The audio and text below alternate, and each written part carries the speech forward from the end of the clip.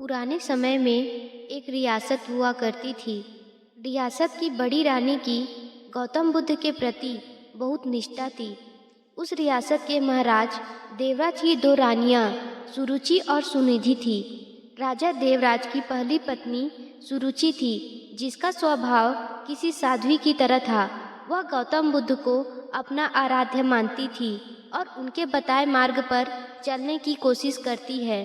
उनके साथ उनका बेटा वीर भी खेलता रहता, लेकिन देवराज का पूरा ध्यान अपनी दूसरी पत्नी सुनिधि के ऊपर ही रहता। वह देखने में बहुत ज़्यादा खूबसूरत थी। इसी खूबसूरती की विलासिता में महाराज खोए रहते। राजमहल की ज़्यादातर तमाम सुख सुविधाएं दूसरी पत्नी सुनिधि और उसके बेटे सुमंत को ही मिला करती। दोनों ही पत्नियों के राज दुलारे की खिलखिलाहट से पूरा महल जगमग रहता। रियासत के लोगों को भी पता चल चुका था कि उन्हें होने वाला राजकुमार मिल चुका है। राज्य के लोग अक्सर सोचा करते कि भविष्य में राजगद्दी पर कौन बैठेगा, तो इस पर ज़्यादातर लोगों का मत सुरुचि के पुत्र वीर के ऊपर ही था कि भविष्य के राजा वही होंगे, क्योंकि धर्म और नीति के अनुसार बड़े पुत्र को ही राजगद्दी मिलनी चाहिए। लेकिन समय की लकीरों को कुछ और ही मंजूर था। देवराज की पहली पत्नी सुरुचि का स्वभाव बड़ा शांत और न्याय संगत था। वह न्याय, धर्म और बौद्ध धर्म की बातें किया करती। माँ की संगत पाकर बेटा वीर भी उसी के स्वभाव का हो गया था। वीर अब बड़ा हो रहा था। उसका स्वभाव ऐसा हो गया कि उसे जो भी मिलता वह भी माँ की तरह संतोष कर लेता। समय का चक्र चलता है और एक दिन रियासत का दरबार सजा हुआ था। उसी दिन भावी राजकुमार के नाम की घोषणा भी की जानी थी। सभी इस बात को लेकर आत्मविश्वासी बने पड़े हुए थे कि होने वाला राजकुमार वीर ही होगा। महाराज अपनी पत्नी सुनिधि के साथ सिंहासन पर बैठे हुए थे। महाराज छोटे बेटे सुमंत को दुलार रहे थे। वही वीर अपनी माँ के साथ दरबार में बैठा हुआ था। सभी पुरोहितों ने वीर की माँ को बता दिया था, आज राज दरबार में वीर की राज तिलक की पूजा है, उसे तैयार करके लाना। वीर की माँ ने बड़े दुलार से अपने बेटे को तैयार किया और ईश्वर के सामने प्रार्थना की और माथा टेकवाया। महल में शंख बजने शुरू हो गए। पुरोहितों ने वीर का नाम भी लिया। बालक वीर सौम्य अंदाज में पिता की गद्दी के तरफ बढ़ा और अब अपने पिता का आशीर्वाद लिया। पिता ने आशीर्वाद देने के लिए जैसे ही हाथ उठाया कि दूसरी रानी सुनिधि ने पीछे धकेल दिया। वीर की आंखों से आंसू गिरने लगे। भरे राज दरबार में गुस्से से लाल रानी सुनिधि ने वीर की कलाई को मोड़ दिया था। उन्हें सिंहासन पर पहुंचने से रोक दिया। फिर सुनिधि ने अपने कड़े शब्दों और सख्त आवाज में कहा कि तुम इस सिंहासन और महाराज की गोद में बैठ नहीं सकते। सिंहासन पर बैठने वाला काबिल हो या ना हो, वह चहेती रानी का पुत्र ही होना चाहिए। तुम दासी के बराबर वाली रानी के पुत्र हो। सिंहासन पर मेरा बेटा सुमंत ही बैठेगा और जो सिंहासन पर बैठेगा जनता उसी को राजकुमार मानकर आदर सम्मान करेगी। तुम जाओ अपनी माता के साथ और बुद्ध की सेवा करो। मेरे रहते तुम्हें आत्मसम्मान कभी नहीं मिल सकता। जाओ पहले अपना भाग्य बदल कर आओ। राजकुमार बनने के लिए तुम्हें मेरी कोख से जन्म लेना पड़ेगा। यह सब सुनकर पूरा राज दरबार हक्का बक्का रह गया।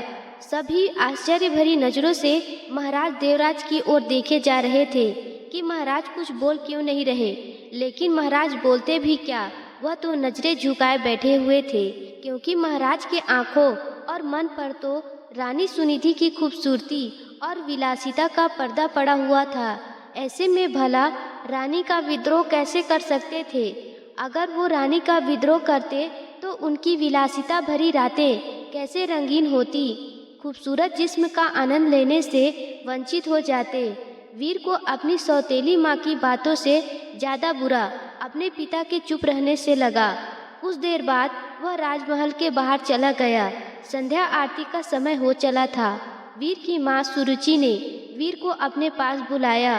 वीर का चेहरा देखकर वह घबरा गई। वीर ने उनसे कहा कि माँ, पिताजी हमारे साथ ऐसा क्यों करते हैं? अब हमारा क्या होगा? क्या मुझे कभी किसी का मान सम्मान नहीं मिलेगा? जवाब देते हुए वीर की माँ ने अपनी उंगली से मंदिर की तरफ इशारा किया। यह कमरा कुछ दूरी पर था और इसमें महात्मा बुद्ध की प्रतिमा मूर्ति रखी हुई थी। वीर ने इशारा करते हुए पूछा, वह क्या है माँ? जवाब देते हुए माँ बोली, वो महात्मा बुद्ध है, वही तुम्हें सिद्ध बनाएंगे। उनकी शरण में जाओ बेटा। बुद्धम शरणम गच्छामि। यह पंक्ति सुनते ही वीर ने बहुत अच्छा महसूस किया।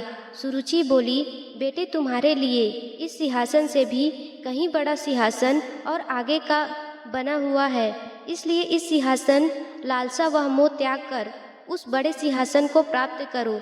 जब तुम उस सिंहासन पर बैठोगे तो लेकिन उसे पाना इतना आसान नहीं। जीवन के उस सिंहासन तक तुम्हें महात्मा बुद्ध की शिक्षाएं लेकर जाएंगी।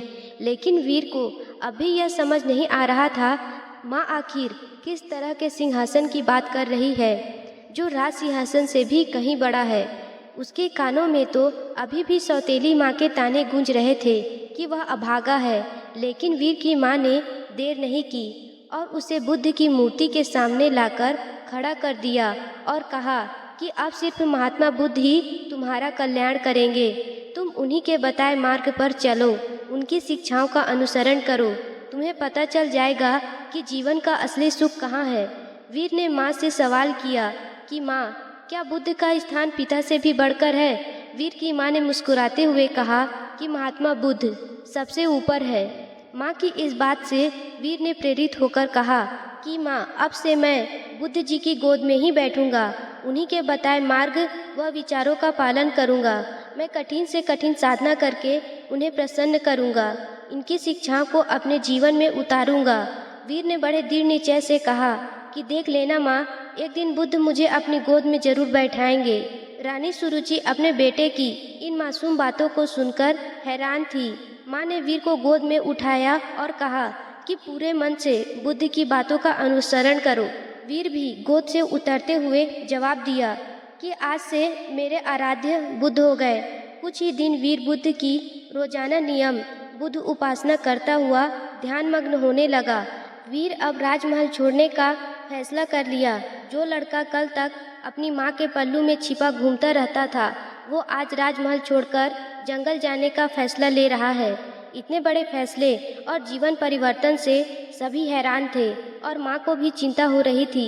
माता पिता को प्रणाम कर वीर अब बुद्ध ज्ञान लेने जंगल की ओर निकल गया। महाराज देवराज को भी अपनी गलती का एहसास होने लगा, लेकिन अब भी वो कुछ न कर पाए। वीर बुद्धम शरणम गच्छामि शब्दों का निरंतर जाप करता हुआ अपने पथ पर निकल गया। कोसों दूर पहुंचने के बाद वीर की मुलाकात एक बौद्ध भिक्षुक से हुई। वो एक कुटिया में रहा करते थे। वहाँ उनके कुछ शिष्य भी थे। वीर ने बौद्ध भिक्षुक से ज्ञान मांगा और कहा कि उन्हें बुद्ध से मिलना है। इसके जवाब में बौद्ध भिक्षुक ने महात्मा बुद्ध की कहानी बताते हुए कहा कि खुद को जान लेना ही बुद्ध को जान लेना है। लेकिन फिर भी वीर ने बुद्ध से मिलने की जिद की। तब बौद्ध भिक्षुक ने कहा, तुम अभी आराम करो, मैं कल सुबह तुमसे बात करूंगा। पूरी रात गुजर गई और वीर बुद्धम शरणम गच्छामि का जाप करता रहा। सुबह हुई तो वीर ने बौद्ध भिक्षुक से फिर सवाल किया। भिक्षुक ने जवाब में कहा कि अभी मेरी एक अंगूठी खो गई है, उसमें मेरी जान बसती थी, उसे खोज दो, फिर मिलवाता हूँ। वीर पूरे मन से उस अंगूठी को खोजने में लग गया। सुबह से रात हो गई, लेकिन अंगूठी नहीं मिली। फिर बौद्ध भिक्षुक ने वीर को दिया लेने के लिए कुटिया के अंदर भेजा। वहां पहुंचकर वीर ने देखा कि अंगूठी तो अंदर ही संभाल कर रखी हुई है। यह दृश्य देखकर वीर को बहुत दुख हुआ। उसने बौद्ध भिक्षुक से कहा कि जब आपने अंगूठी को अंदर ही रखा हुआ था तो आपने मुझसे बाहर क्यों तलाश करवाया? इसका जवाब देते हुए बौद्ध भिक्षुक बोले कि ठीक इसी तरह बुद्ध भगवान भी तुम्हारे अंदर विराजमान है, फिर भी तुम उन्हें बाहर क्यों खोज रहे हो?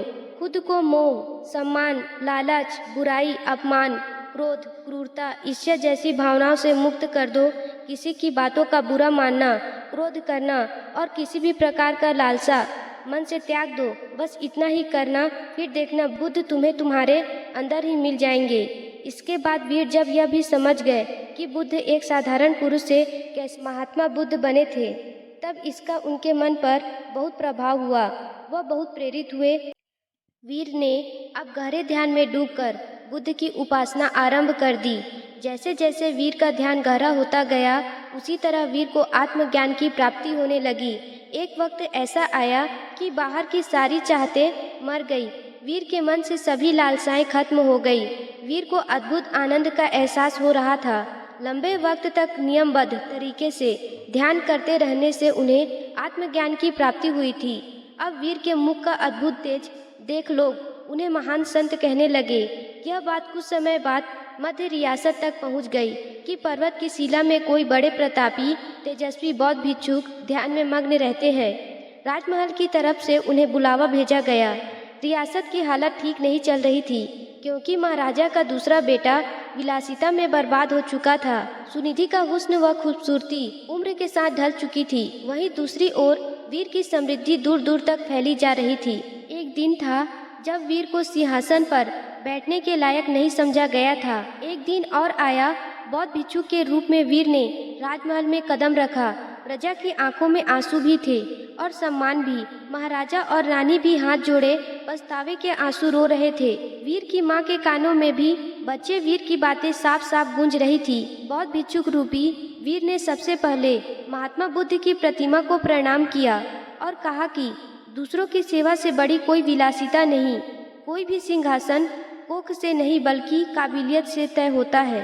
वीर ने राज सिंहासन का त्याग कर दिया और क्या करने के लिए मंदिर रूपी कमरे की ओर चलने लगे। वहाँ वीर को देखने वाले लोग महसूस कर पा रहे थे कि जैसे कोई शांति की मूर्ति चल रही हो। बुद्ध की शरण में जाकर एक साधारण सा बालक वीर सिद्ध पुरुष बनकर लौटा था।